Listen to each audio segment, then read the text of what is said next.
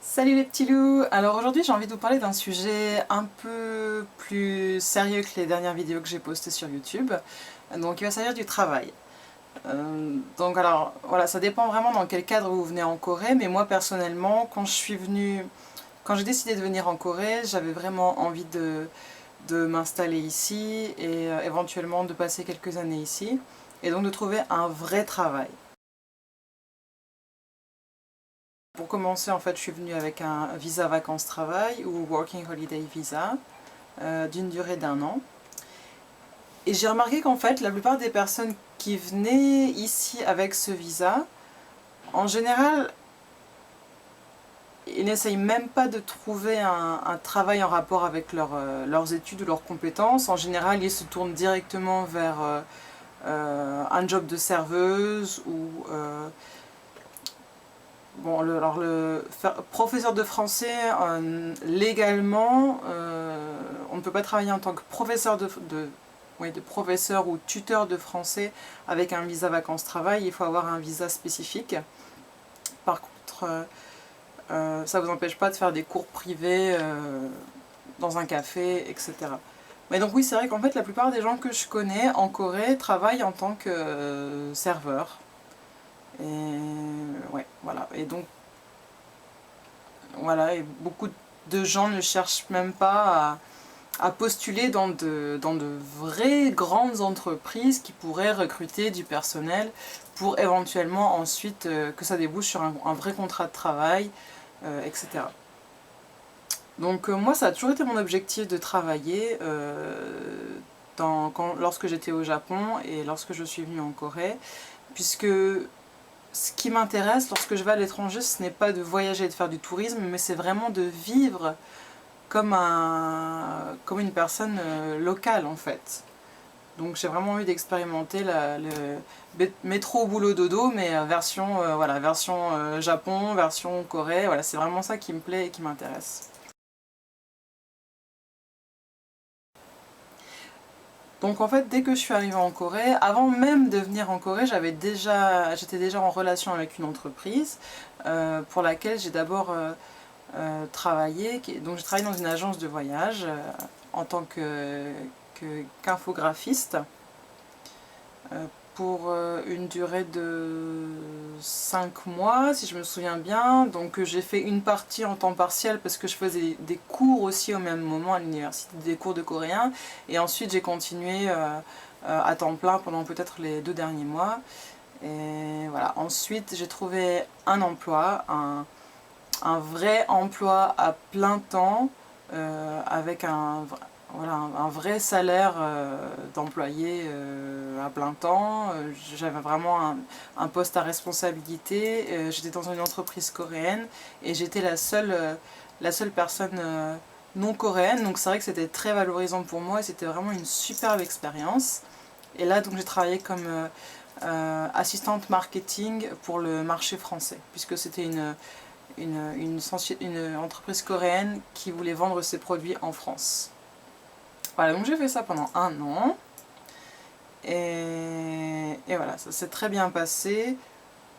Sauf que, et là, c'est là où je vais vous mettre entre guillemets en garde. Parce que voilà, il s'est avéré que j'ai dû quitter mon poste de travail parce que je n'ai pas pu obtenir de visa de travail. Alors qu'est-ce qui s'est passé? Pourtant j'avais une entreprise vraiment super, le travail s'est passé de façon absolument idéale. Mon boss, j'avais de très très bonnes relations avec mon boss, il était vraiment prêt à sponsoriser mon visa de travail, à m'aider dans les démarches, etc. Donc il est allé faire les démarches nécessaires à l'immigration pour demander un visa de travail pour moi, afin que je puisse travailler, encore renouveler mon contrat 1 année de plus après le visa vacances-travail. Et en fait, ma demande de visa a été rejetée. Elle a été rejetée, pourquoi? Alors il peut y avoir différentes raisons, mais dans mon cas, ça a vraiment été une histoire de diplôme. Voilà, il faut savoir qu'en Corée du Sud, pour avoir un visa de travail, on vous demande au minimum une licence. Alors, après il y a plusieurs conditions. La licence ne doit pas forcément toujours être liée au domaine dans lequel vous allez travailler en Corée. Enfin là, il faut vraiment regarder au cas par cas, ça dépendra de votre situation à vous. Mais en tout cas, il vous faut, voilà. En tout cas, si vous n'avez pas de niveau licence, déjà, c'est mal barré. Je vous le dis honnêtement. L'idéal, c'est d'avoir... Alors, si vous avez un master, normalement, peu importe le master que vous avez, normalement, ça passe. Master et au-dessus du master, normalement, il y a moins de soucis pour avoir un visa de travail.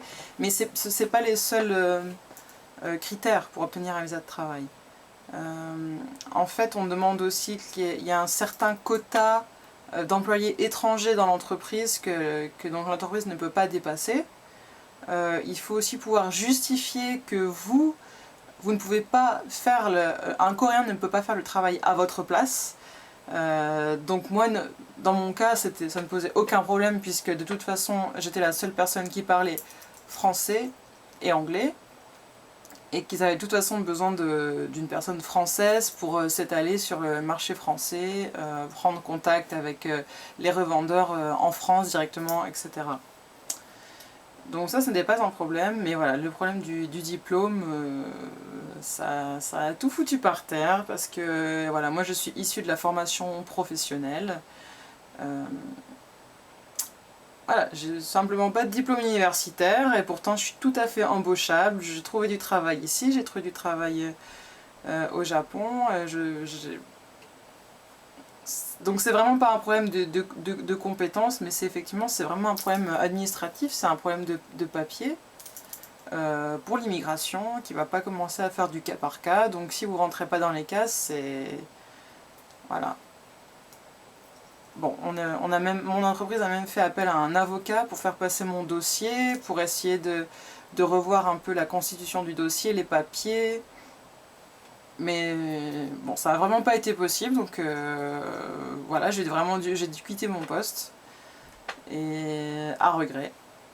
Et voilà, donc je leur ai trouvé quelqu'un d'autre qui travaille toujours là-bas d'ailleurs, et qui a pu obtenir son visa de travail parce que cette personne-là a un master. Donc c'était pas un problème du tout pour elle.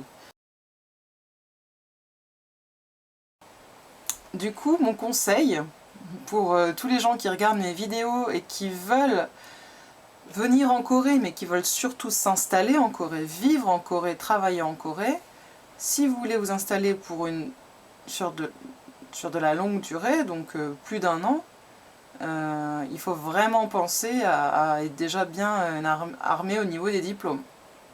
Si vous êtes en plein milieu de vos études, allez au moins jusqu'à la licence, et puis si vous partez pour un master, allez jusqu'au bout, ça vous ouvre. En tout cas, ça ne vous fermera pas des portes comme moi ça m'en a fermé, ça pourra couvrir des portes. Voilà, donc ça pensez-y, parce que moi j'avais franchement pas pensé à ça avant. Bon, quand j'étais au Japon avant, et je savais que il était aussi pas évident d'obtenir un visa de travail sans diplôme universitaire, mais je sais qu'au Japon c'est quand même un petit peu plus ouvert aux étrangers, il y a moyen de passer un peu, de faire les choses autrement on va dire, mais en Corée c'est quand même, ça a l'air en tout cas d'être beaucoup plus restrictif, de ma propre expérience et de l'expérience d'autres personnes aussi avec qui j'ai pu échanger.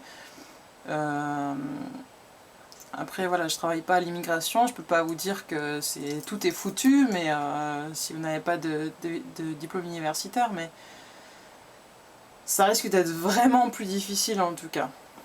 Donc voilà. Donc ça c'est mon conseil.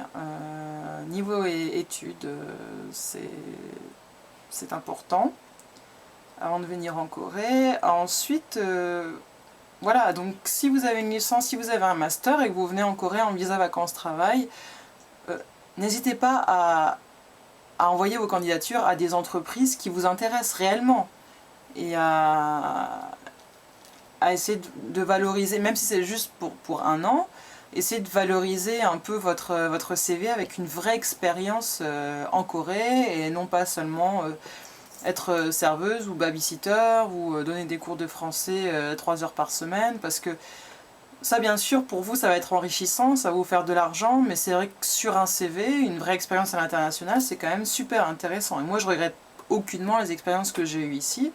C'est vrai que là, je pense que ça me servira sur mon CV, que ça soit en France ou en Asie, peu importe. Au moins j'ai une expérience à l'étranger, voilà, j'en suis très satisfaite.